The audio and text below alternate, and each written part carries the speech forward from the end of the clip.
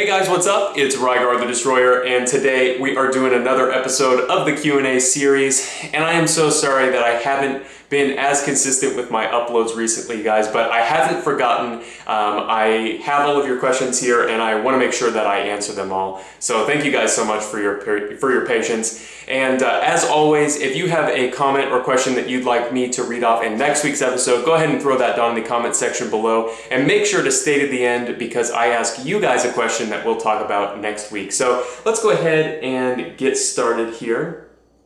The first question comes from Simon Diaz Ramirez. Do you collect any Lego Star Wars related items? Because they're releasing a giant Republic gunship that takes up as much space as a coffee table. And I don't really collect Lego anymore. I used to get more into that, but I had to kind of focus in on a specific part of my collection, you know, because I have limited resources. So I focused in more on the action figure side rather than the Lego side. But I did look into that new Republic gunship that they're releasing, and it is remarkable. I mean, the detail, especially for a Lego set, is insane. So definitely, if you're into collecting Lego, that thing is 100% a must-have because it looks awesome.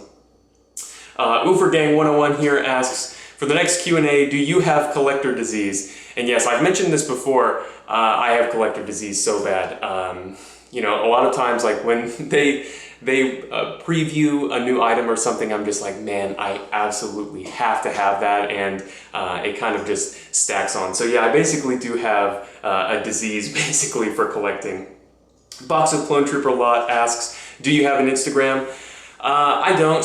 I do have a Twitter, but I hardly ever do anything with it. My primary social media is right here on YouTube. So last week I asked you, well, not last week, I'm sorry, several weeks ago, I asked you guys what vehicles you would want released in the Vintage Collection lineup or re-released in the Vintage Collection lineup. And I got several responses here. The first one comes from Birdie Boy, and they say, I'd love to see the ARC 170 re-released. And yeah, 100%, they could take that original mold that they have for the ARC 170 and re-release it again with almost no changes, maybe some sort of updated paint scheme or something, but that thing is amazing and 100% deserves to be re-released because it's just a really cool toy, and I think adds a lot to most people's collections. The next one comes from Mark Karpf. I'd love for them to do a Vintage Collection ATAT and give it the same treatment as the Millennium Falcon, meaning more to scale with the 3 3/4 inch figures, maybe the next HasLab. And yeah, I agree 100%.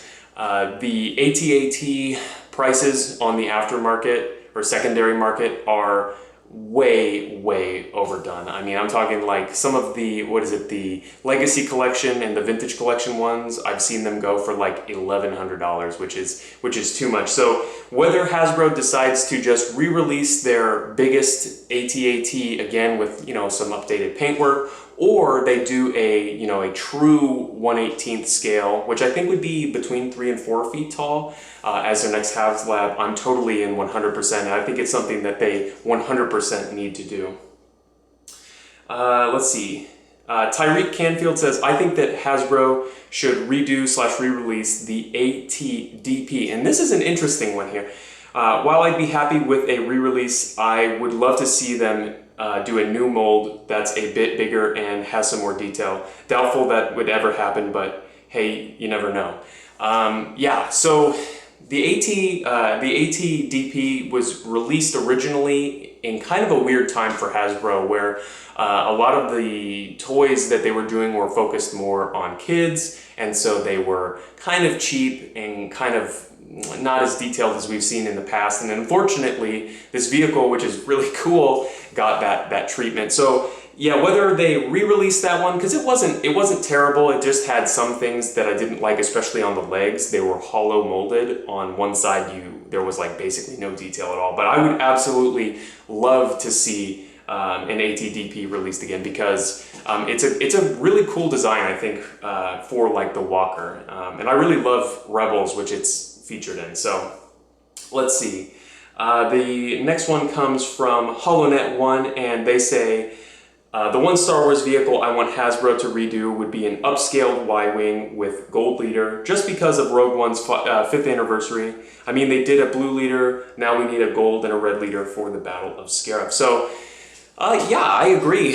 I think Hasbro's been kind of dropping the ball all the way around on their vehicle releases.